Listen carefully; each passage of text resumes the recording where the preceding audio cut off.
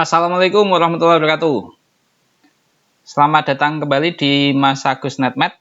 Kali ini kita akan belajar tentang persamaan trigonometri, yaitu untuk matematika peminatan kelas 11. Tapi sebelum ke materi persamaan trigonometri, kita akan mengingat kembali tentang materi di kelas 10, tentang trigonometri juga di kelas 10, yaitu terutama tentang nilai perbandingan trigonometri sudut istimewa, ada untuk sudut negatif, nilai perbandingan trigonometri untuk yang lebih dari 360 derajat, dan rumus-rumus trigonometri, rumus identitas itu juga perlu kita ingat lagi untuk mempelajari materi persamaan trigonometri di kelas 11 ini. Nah, kita ingat dulu tentang perbandingan trigonometri sudut istimewa.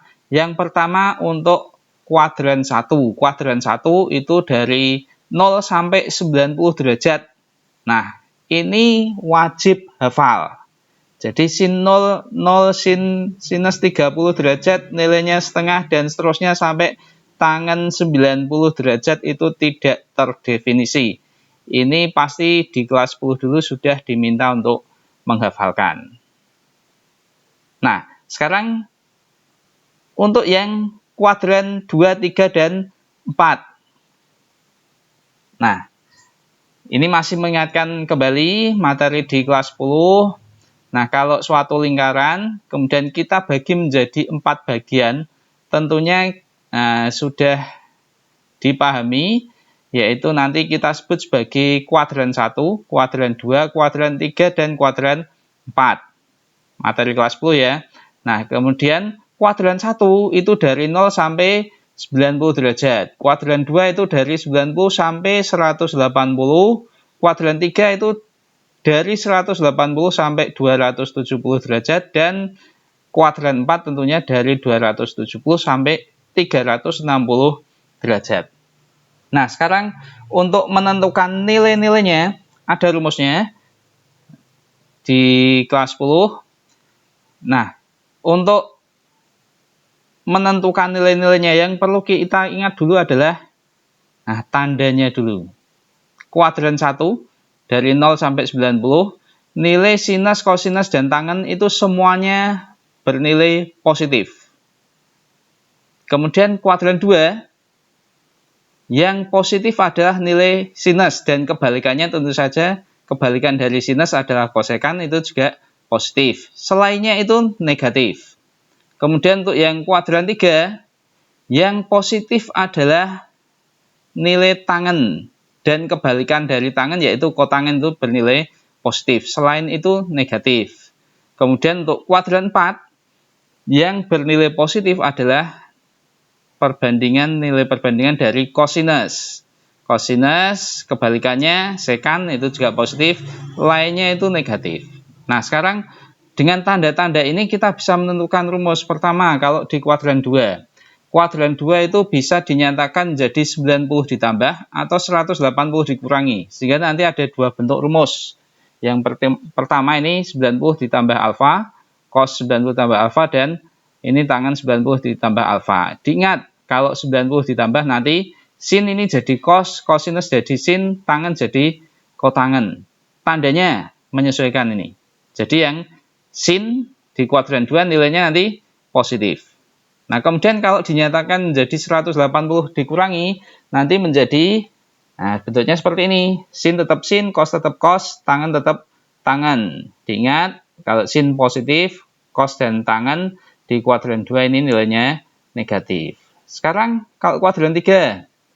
Kuadran 3 ada dua bentuk juga, karena kuadran 3 ini bisa dinyatakan menjadi 180 ditambah atau 270 dikurangi. Kalau 180 ditambah, nanti tetap sin, cos tetap cos, tangen tetap tangen. Kalau 270 dikurangi nanti seperti yang 90 ditambah ini.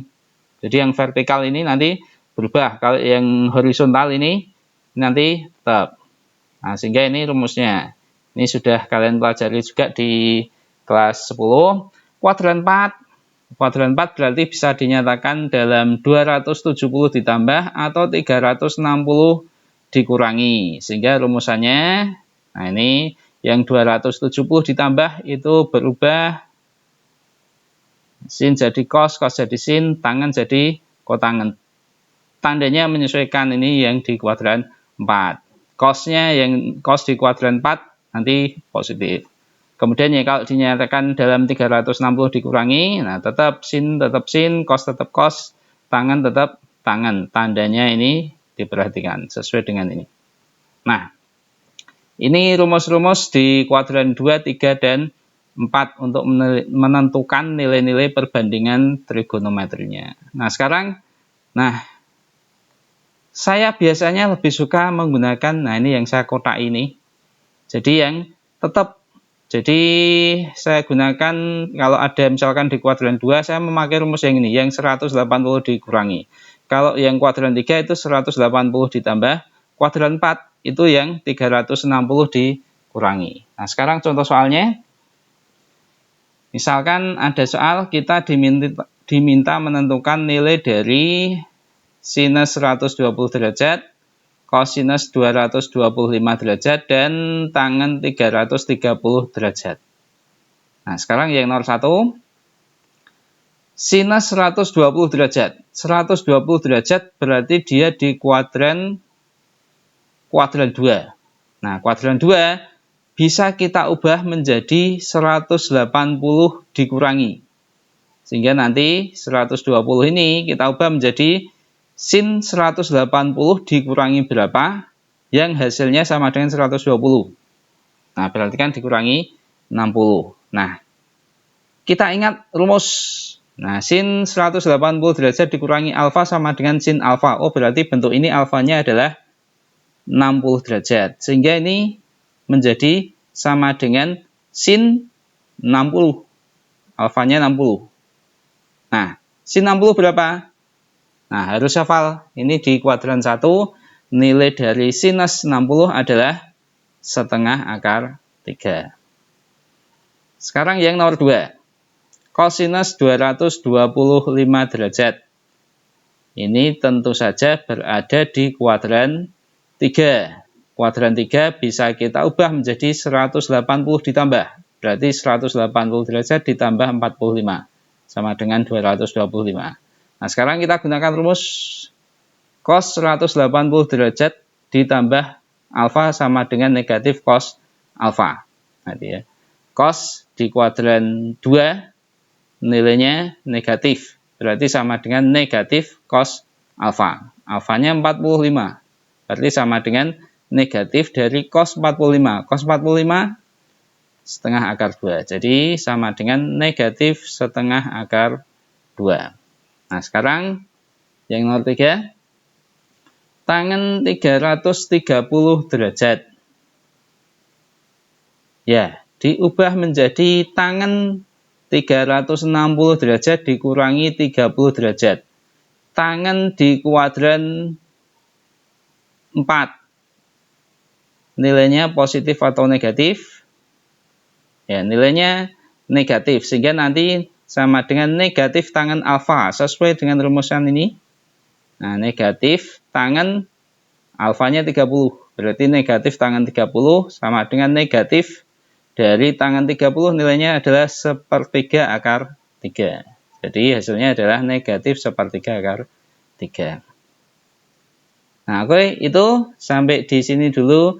Ini untuk mengingatkan kembali materi di kelas 10 sebelum kita memulai materi di kelas 11 tentang persamaan trigonometri. Selain ini juga harus diingat juga tentang rumus sudut negatif atau rumus yang lebih dari 360 derajat dan rumus-rumus identitas trigonometri.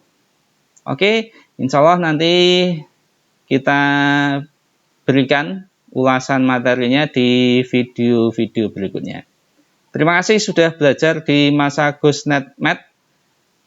Mohon maaf apabila ada kesalahan. Silakan bisa tulis di kolom komentar jika ada pertanyaan. Wassalamualaikum warahmatullahi wabarakatuh.